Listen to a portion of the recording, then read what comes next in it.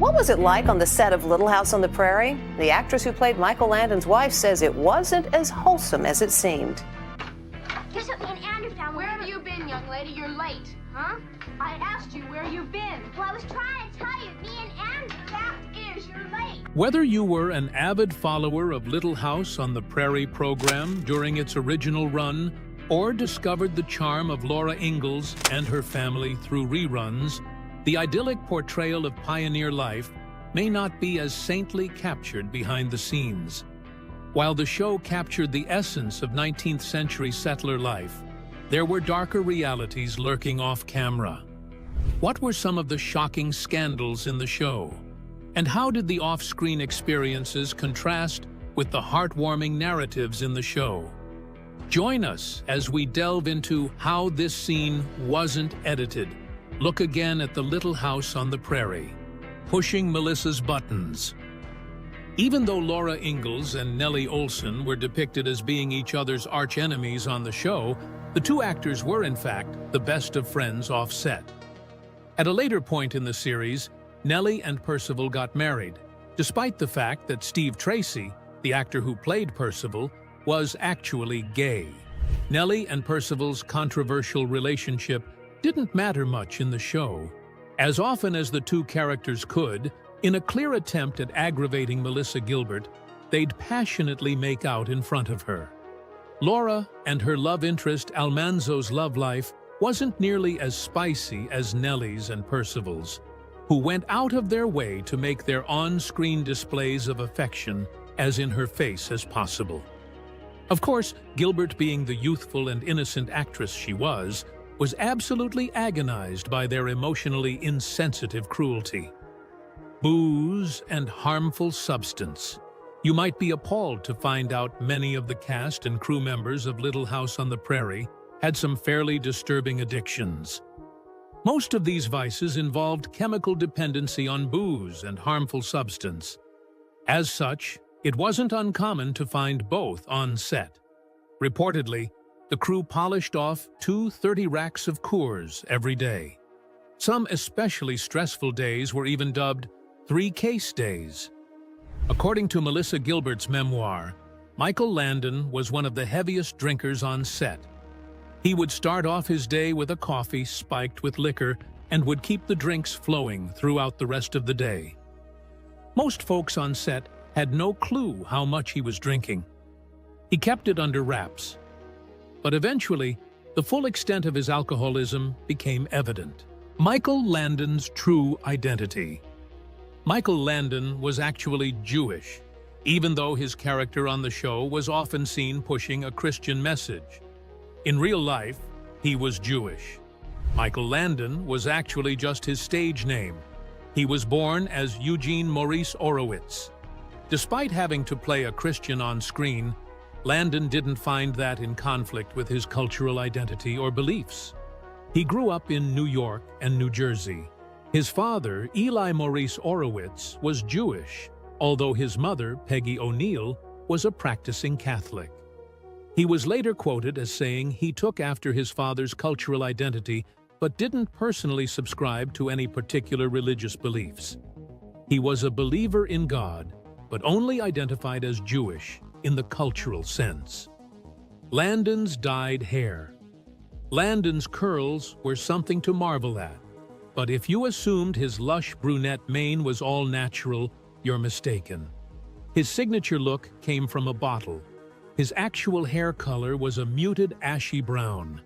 He took his hair color very seriously.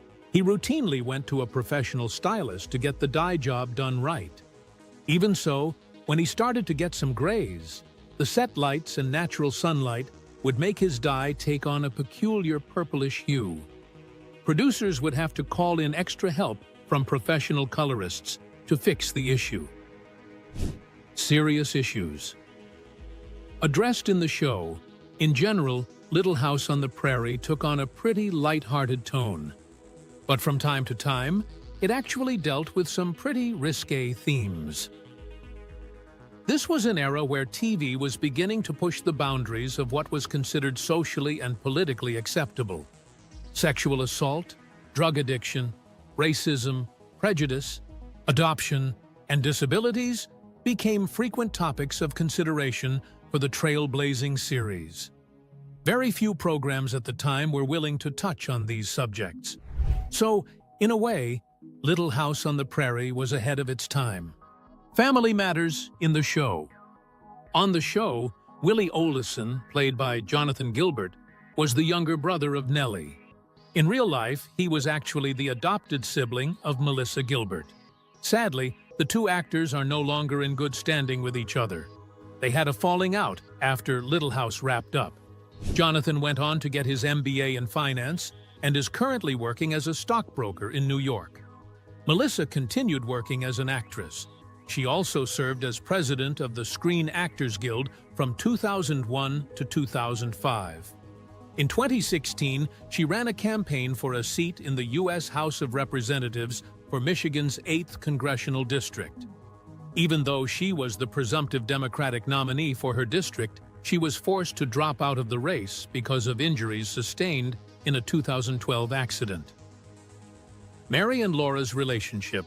Mary and Laura Ingalls weren't fond of each other. When Melissa Anderson and Melissa Gilbert were still young actresses, they couldn't stand each other. The divide between the two became so fiery that no one else on set even wanted to deal with them. Their feud continued for the whole duration of the series. Can you picture working alongside someone for years on end that you absolutely despise? Well, some people don't have to struggle to imagine such a scenario, as you can probably think of a coworker or two that rubs you the wrong way. But these two young girls not only had trouble getting along, but they were constantly fighting and bickering with each other for 9 years. Good grief, Walnut Grove is a real place. The Ingalls family lived on a small farm near the village of Walnut Grove. Laura Ingalls Wilder, who wrote the original semi-autobiographical book series that the show was based on, had lived in Walnut Grove, Minnesota, for several years of her childhood. Although much of her books were based on other locales that were also significant to her story. The real Walnut Grove was founded in 1874 and incorporated in 1879 and is in Redwood County, Minnesota. The town's fairly tiny, with a population of only 8,006 as of 2019 and a land area of 1 square mile. On-set romances, Little House on the Prairie is one of those rare shows that could never be recreated. The chemistry with its cast was impeccable. The poignant timing of its thematic elements seemed to hit audiences at just the right time, and its setting in rural America left viewers longing for simpler times. It's rumored that a remake film could be in the works, but production seems to have gone cold in the last couple of years. And maybe that's for the best. The Little House series was written by Laura Ingalls Wilder, who intended it as a historical drama to represent her childhood in the Midwest. She lived there between 1870 and 1894 when she was a child. The United States bought much of the Midwest from France in 1803 in an event known as the Louisiana Purchase. However, much of that land was uncharted by Americans and remained unsettled for some time. The practice of homesteading became popular when families moved into the great unknown and built homes on the land. Homesteaders focused entirely on self-sufficiency and built their own homes, grew their own food, and sometimes even produced their own clothes. While the U.S. government romanticized this lifestyle to encourage citizens to begin settling the Midwest, it was a difficult way of living. Laura Ingalls Wilder and her family settled in Kansas when she was just 3 years old, and they faced many hardships. However, Laura learned many things growing up, and it inspired her to write a book series later on in life. The book series was immensely popular across America. It was so popular that a man named Ed Friendly was inspired to create a television series based on the books. After he gained the rights to the books, he wasted no time in producing the series.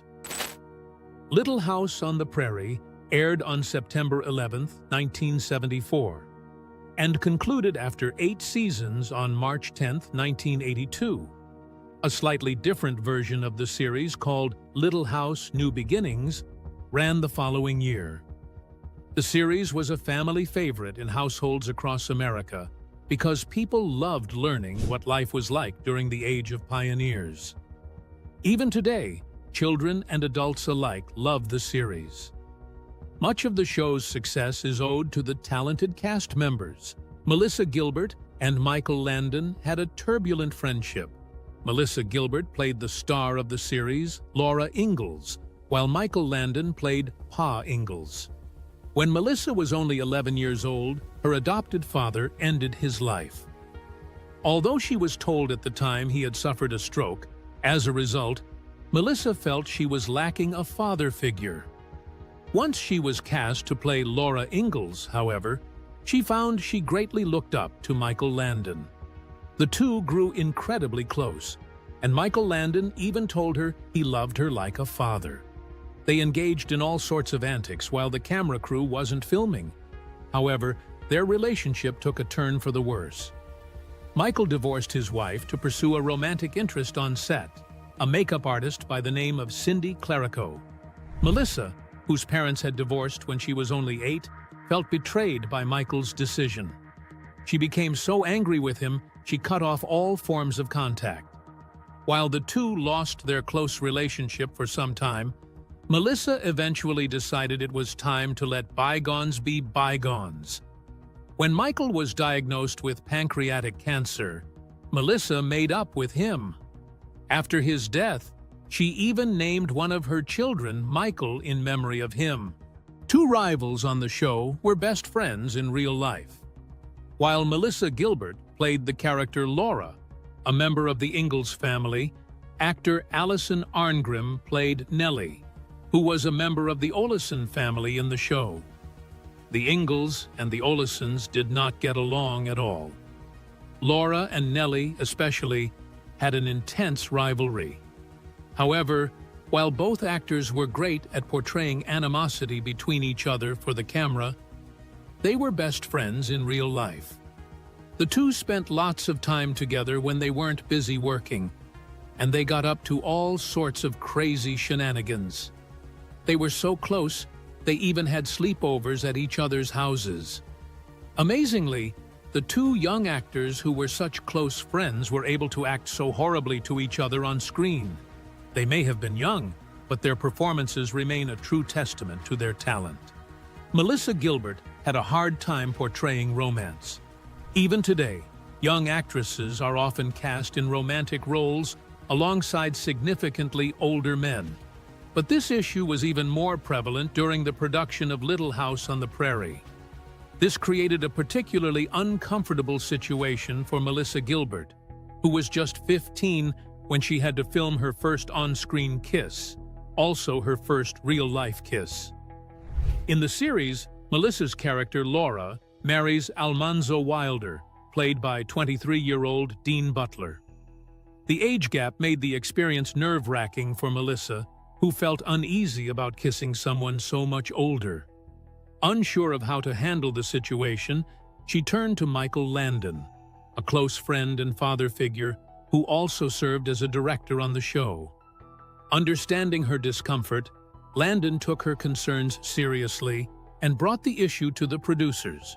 Fortunately, they were receptive to Melissa's feelings and decided to adjust the scene, replacing the kiss with a simple peck on the cheek.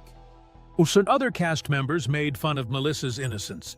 It was no secret Melissa had difficulty portraying her on-screen romance with Dean Butler. While most of the cast members respected this fact so as not to embarrass her, a couple of Melissa's friends and fellow actors thought it was a great way to tease her. Allison Arngrim, who was one of Melissa's best friends, played the character Nellie, who later married another character named Percival. Percival was played by actor Steve Tracy, who was also good friends with Allison. The two decided to play up their romance both on-screen and behind the scenes just to annoy poor Melissa. They engaged in joking, heated makeout sessions to make her uncomfortable. Of course, it was all in good fun. Although Melissa likely felt quite embarrassed, While Steve Tracy and Alison Arngrim had no trouble pretending to be madly in love, the real-life situation could not be further from the truth. While they were great friends, Steve Tracy was gay, and any chance of an on-set romance with Alison was out of the question. Not everyone was friends on set.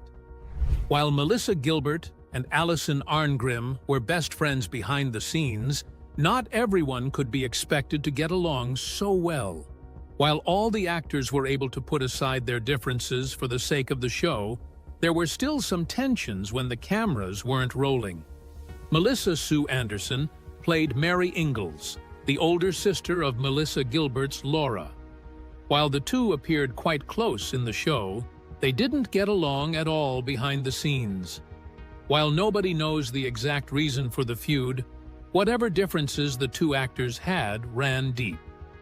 Even years after the show ended, neither actor was willing to extend a hand in the name of friendship. Melissa Gilbert explained her dislike towards Melissa Sue Anderson in Prairie Tale, where she explained that she was cold and bratty. However, we never got Melissa Sue Anderson's side of the story, so the real reason behind the feud may forever remain a mystery. While Melissa Gilbert and Melissa Sue Anderson had the most pronounced dislike towards each other, Melissa Gilbert wasn't alone in her feelings. Other cast members reportedly announced that Melissa Sue Anderson was icy towards them. However, some have speculated that due to Melissa Sue Anderson's protective mother and sheltered upbringing, she may not have learned how to behave in a friendly manner towards others. The cast members loved to joke around. Despite a few differences, most of the cast members had a great time together. Michael Landon was known for his practical jokes. Melissa Gilbert and Alison Arngrim learned a few tricks from Michael Landon. In one incident, they pranked their fellow actors by putting saran wrap over one of the toilets. William Olson and Laura Ingalls were siblings in real life. William Olson was played by Jonathan Gilbert, whose shared last name with Melissa Gilbert is no coincidence. In real life, the two were adopted siblings. Sadly, however, Melissa Gilbert revealed in her autobiography that the two became estranged later in life, despite their close upbringing. Some relationships fade over time. However, the two still have time to connect. Maybe someday they'll be as close as they were when they both acted in Little House on the Prairie. Little House on the Prairie ended tragically. Little House on the Prairie depicted what life was like for the Ingalls family living on a farm in Walnut Grove, Minnesota. Despite the uplifting tone, many of the episodes tackled tough issues like poverty, divorce, addiction, abuse, and alcoholism. But even with the show's unprecedented success, Little House on the Prairie's controversial ending still has fans talking about it today. Much of that talk is speculation as to why such a well-received show like Little House was canceled. Michael Landon, one of the lead actors as well as a director, writer, and producer for the show, explained exactly why it all came to a close. Michael Landon had a ton of involvement in directing Little House on the Prairie. A star for 14 years on TV Western Bonanza, Michael Landon starred opposite character actors like Lorne Greene and Dan Blocker. With such work under his belt, he was already a familiar face when he was brought in by NBC producer Ed Friendly. He was set to not just star, but also to direct the 1974 pilot of the family drama set in 1800s Minnesota. Michael Landon played Charles Ingalls, the patriarch of the Ingalls family. He was such a substantial participant in the show that he was a part of nearly every episode in the first 8 seasons. Landon starred in and produced the first 8 seasons before going fully behind the scenes for the final one, which saw a new family move into the Little House and Melissa Gilbert's Laura, now married, become the lead character. This final season was retooled as Little House, A New Beginning. Landon directed 90 out of 204 episodes. He even came up with the plot for the initial 2-hour pilot and the final episode. According to Allison Arngrim, who played the mischievous and spoiled Nellie Olson on the show, Michael Landon's directing style was unique, but he met his tragic end when he died from pancreatic cancer at age 54. He was known for being both charismatic and an extremely welcoming personality on the set of Little House on the Prairie. Michael acted like a father figure to both Melissa Sue Anderson and Melissa Gilbert, who played his daughters. Allison Arngrim opened up to Megyn Kelly in a 2018 interview on The Today Show, talking about Michael Landon's habitual pranking. She praised him for his warm sense of humor and recounted the story of how Landon once welcomed a female guest star on the set of Little House in the Prairie. Funniest bloopers. On the show, one of the funniest bloopers in the show is the obvious, at least in hindsight, inconsistency of Laura's pregnancy. According to Melissa Gilbert, who played Laura, and Lenny Parker, who runs a fan website, Laura was pregnant for an extended period, amounting to a little over a year. She first announced her pregnancy in a warm season, but by the following summer, she was still expecting. Another hilarious oversight is the appearance of Colonel Sanders, the founder of Kentucky Fried Chicken, in a Season 8 episode titled Wave of the Future. In this episode, Nellie's restaurant is turned into a franchise called Mrs. Sullivan, but she soon regrets it and tries to get out of the contract. Charles and Nellie help her by opening a competing restaurant. Colonel Sanders then offers Harriet a deal to open her own chicken franchise. But this is an anachronism, because Colonel Sanders wasn't born until 1890, and Kentucky Fried Chicken wasn't founded until 1952. And in case you forgot, the show is supposed to be set in the 1870s and 1880s. In an episode titled The Odyssey from Season 5, an intense moment unfolds as an unknown assailant attempts to throw Albert off a moving train. But amidst the gripping scene, an amusing blooper emerges as the dramatic sequence plays out. Keen-eyed viewers can spot a peculiar sight. A dummy, instead of a living person, is hurled from the train, landing gracefully in the grass. Meanwhile, the fearless stuntman gracefully rolls down the hill, surpassing the stationary dummy in a comical contrast.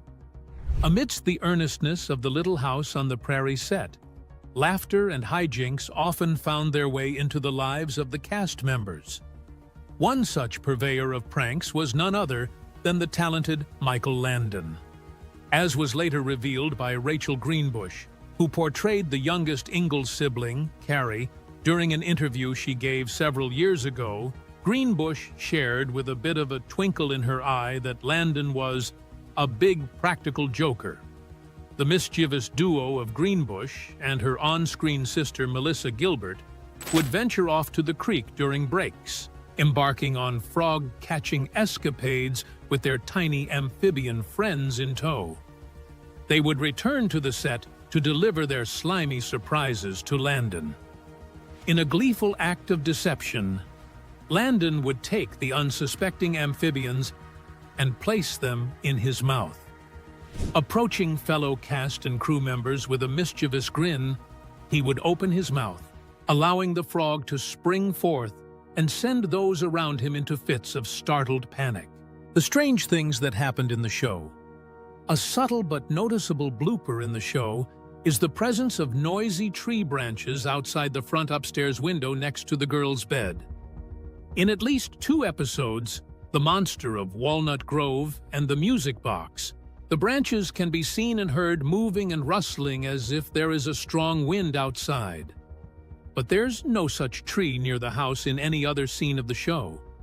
This is likely a result of using stock footage or a sound effect to create some atmosphere. A curious mistake some observant fans have noticed is the family quilt that seems to magically change its location. It can be seen on Olsen's bed, Charles's parents' bed, and even on the bed of other characters throughout the series. The quilt is mostly white with small blocks, forming a design similar to the double wedding ring quilt. Other quilts also appear in different locations, suggesting that the show reused some props and costumes. Anachronistic clothing in the show. A common blooper that affects many historical shows is the anachronism of clothing and hairstyles. Some characters on Little House on the Prairie wear clothes or have hairstyles that are not appropriate for the 1870s and 1880s. For example, in some episodes, Caroline can be seen wearing a bra, which was not invented until 1912. Additionally, some of the women have perms for curls that are more typical of the 1970s than the 1880s. Melissa Gilbert herself acknowledges that her hair was often too long and too modern for her character. One particular case has stood out among fans of Little House on the Prairie. The show's subreddit page, Gorosaurus Rex, a Reddit user, fondly recalls their all-time favorite character, Albert, and highlighted a perplexing inconsistency in the made-for-TV movie. The story implied that Albert met his demise, but in another episode, it was stated he grew up to become the esteemed doctor of Walnut Grove. This discrepancy has always bothered fans, including Gorosaurus Rex, who had apparently mentioned it more than a few times to their boyfriend as a remarkable anniversary surprise. Their thoughtful partner arranged for Melissa Gilbert, the actress who played Laura Ingalls, to send a personalized video message addressing the continuity confusion and providing her own explanation. In her response, Gilbert acknowledged the perplexing situation and shared a delightful, tongue-in-cheek explanation for it.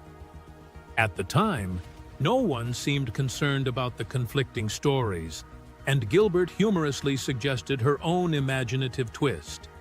She proposed that Albert did meet his fate in the movie, but in a whimsical turn, he returned to the town as a zombie. Yep, an undead doctor who served Walnut Grove. A timeless mistake in the show. In the grand finale of Little House on the Prairie, aptly titled The Last Farewell, a notable continuity mistake catches the observant eye. The episode is set in 1901, over a decade after the events depicted in the final season. Logically speaking, most of the adults who graced the screens in the earlier seasons would have aged into their 60s and 70s by this time.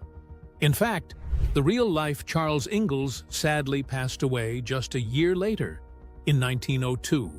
Furthermore, the children who appeared in the final seasons, including Carrie, Jenny, Nancy, James, and Cassandra, would have grown into young adults during this time. Yet, curiously, no one on the show seems to have aged significantly.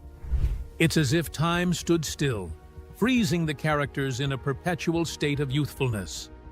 The inconsistency is particularly evident when we consider Laura's voiceover in the Season 9 premiere, when she mentions it's the spring of 1887, a full 14 years prior to the events in The Last Farewell. But it feels as if only a couple of years have elapsed in the lives of the characters. About Michael Landon tough beginning. Landon was born to Eugene Maurice Orowitz on October 31, 1936, in Forest Hills, a neighborhood of Queens, New York. In 1941, when Landon was 4, he and his family moved to the borough of Collingswood, New Jersey. He attended and celebrated his bar mitzvah at Temple Beth Shalom. During his childhood, Landon was constantly worrying about his mother, attempting to end her own life. He reported that on a family beach vacation, his mother tried to drown herself, but Landon rescued her. Stress overload from the attempts of his mother caused Landon to battle the childhood problem of bedwetting, which was reported in the unauthorized biography Michael Landon, His Triumph and Tragedy. His mother put his wet sheets on display outside his window for all to see. Which Little House on the Prairie star got richest after it ended? Landon's net worth is estimated to be $1 million as of January 2023. He left $8 million to $10 million to each of his 9 children, according to People magazine. His namesake, Michael Landon Jr., went on to become a successful producer and director. He arranged to leave each of his 9 children between $8 million and $10 million and preemptively discouraged fighting among them. Karen Grassel played Caroline Ingalls, the mother of 3 daughters on the show. Though Grassel found success in the acting sphere outside of Little House, she never had a more notable role than she did in the show. After Little House ended, Grassel went on to star in productions such as Harry's War and Wyatt Earp, and today, she's still involved with film. Still, her net worth isn't nearly as much as other Hollywood television stars, coming in at around $500,000. Melissa Gilbert boasts a net worth of $500,000. Beyond her celebrated acting career, Gilbert's financial journey has been marked by both triumphs and tribulations, offering a nuanced perspective on fame, fortune, and personal resilience. In a surprising turn of events, Gilbert ventured into politics in 2016, running as a Democratic candidate for Michigan's 8th congressional district. Despite facing health challenges that led to the suspension of her campaign, Gilbert's foray into public service underscored her commitment to civic engagement and advocacy beyond the realm of entertainment. On the other hand, reports estimate Lindsay and Sidney Greenbush are worth somewhere between $1 million and $5 million combined. But amongst all of them, Michael Landon was worth far more than any of his Little House co-stars at the time of his death in 1991. Thanks for watching. Make sure to subscribe to our channel and check out another of our interesting videos before you leave.